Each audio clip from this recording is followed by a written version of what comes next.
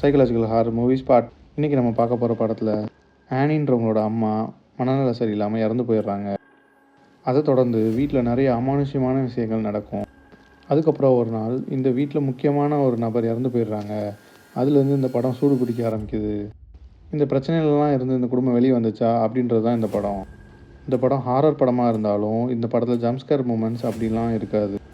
But ஆனால் டிஸ்டர்பிங்கான scenes with proper screen பிளேயோட நமக்கு ஒரு பெட்டர் ஹாரர் எக்ஸ்பீரியன்ஸ் கொடுத்துருப்பாங்க.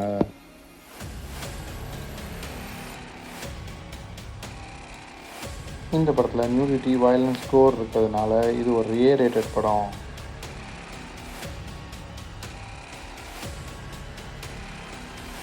இந்த படத்துக்கு நான் கொடுக்குற ரேட்டிங் 5/4.